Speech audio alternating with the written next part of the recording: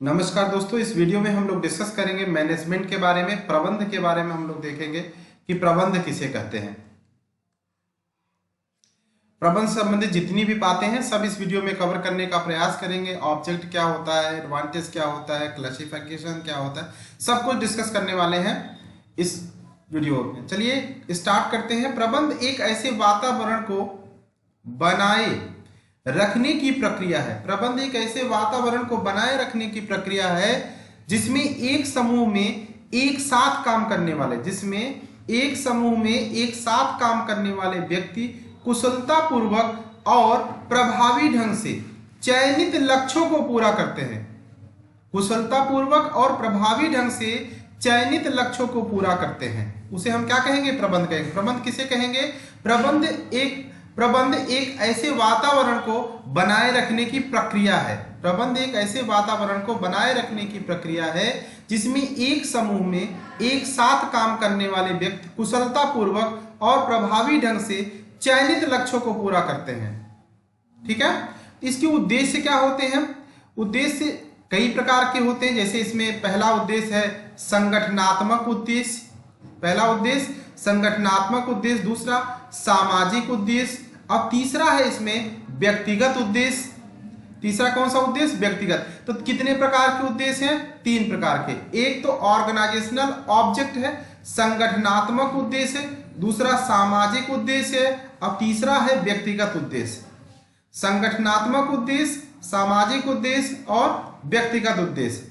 संगठनात्मक उद्देश्य का मतलब जैसे उत्तरजीविता। संगठन का उद्देश्य क्या होता है?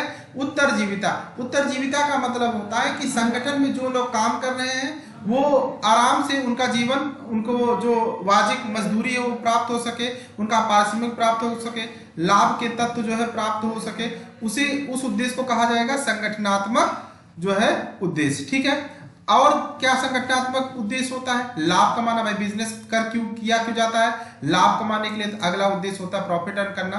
तीसरा होता है वृद्धि या विकास करना।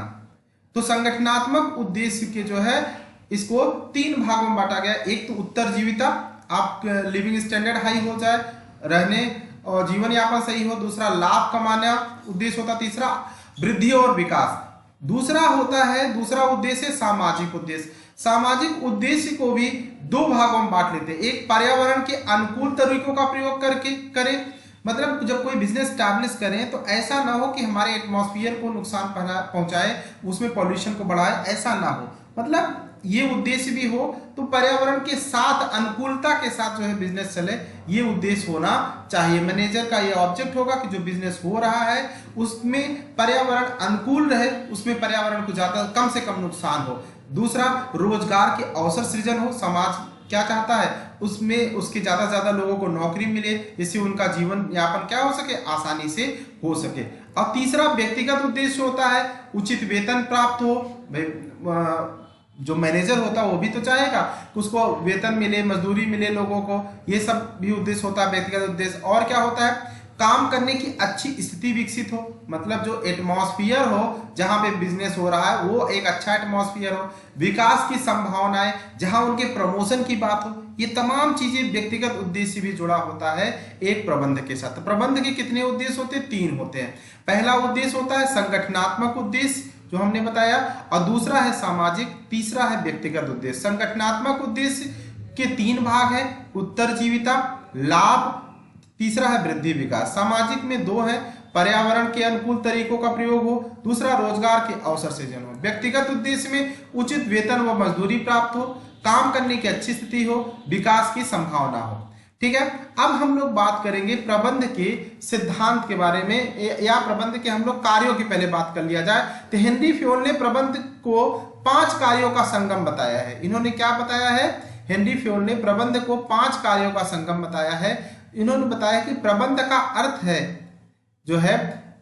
है पूर्वानुमान एवं योजना का निर्माण, संगठित करना, आदेश जारी करना, समन्वय एवं नियंत्रण जारी करना। क्या क्या हो गया भैया?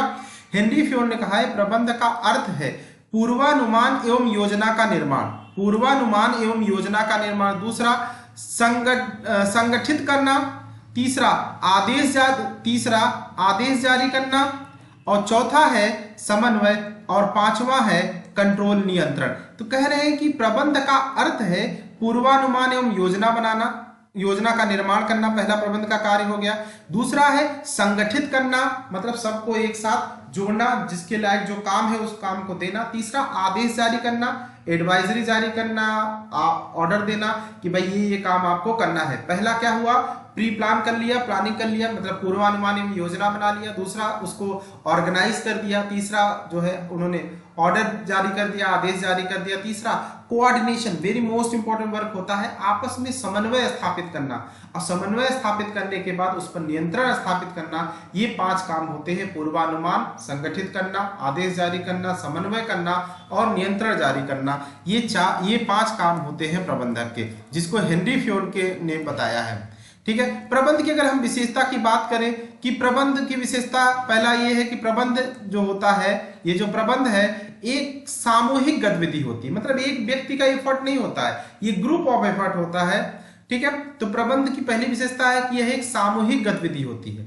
दूसरा, प्रबंध लक्ष्योन्मुखी होता है, मतलब ऑब्जेक्ट इसका एक होता है, उस ऑब्जेक्ट को फुलफिल करने के लिए मैनेजर अपने कार्यों को करता है। लक्ष्योन्मुखी मतलब उसका गोल ओरिएंटेड होता है। तीसरी बात क्या होगा, प्रबंध उत्पादन का एक अच्छा घटक होता है। उत्पादन एक अच्छा घटक होता है, मतलब जैसे कि सारा चीज आपके पास है, अगर सही से मैनेज नहीं किया जाए तो एक अच्छा प्रोडक्ट मार्केट में नहीं आ पाएगा, कॉस्टली पड़ सकता है, खराब बन के आ सकता है। इसलिए प्रबंध उत्पादन का एक क्या है, घटक है। ये भी इंपॉर्टेंट जो है इसका घटक है, इंपॉर्टेंट इसका जो है तत्व है, जिसके बिना अच्छा उत्पाद मार्केट में नहीं जाता है। प्रबंध चरित्र में सार्वभौमिक होता है, मतलब हर जगह प्रबंध का यूज होता है, हाँ अलग अलग रूपों में अलग अलग तरीके से इसका लोग प्रयोग करते हैं। प्रबंध की आवश्यकता उपक्रम के प्रत्येक स्तर पर होता है। प्रबंध की जो आवश्यकता होती है, ऐसा नहीं होता कि टॉप लेवल के जो है उन्हीं को मैनेजमेंट की कहा जाएगा, नहीं,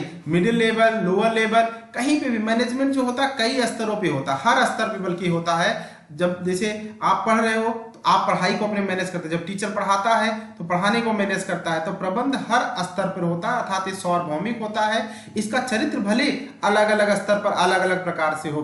ठीक है, प्रबंध की आवश्यकता उपक्रम के प्रत्येक स्तर पर होती है। यह एक सामाजिक प्रक्रिया, सोशल प्रोसेस है, सबसे इंपॉर्टेंट है। ये क्या है, ये सामाजिक प्रक्रिया है। मैनेजमेंट क्या है, सोशल प्रोसेस है, एक सामाजिक प्रक्रिया है। यह एक गतिशील प्रक्रिया है। गतिशील प्रक्रिया करने का मतलब हमेशा ये मूवेबल होती है, हमेशा जो है ये बदलती रहती है।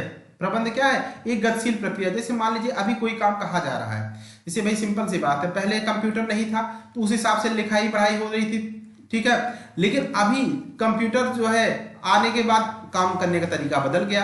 तो ये क्या है, गतिशील प्रक्रिया है, हमेशा इसमें परिवर्तन होता रहता है।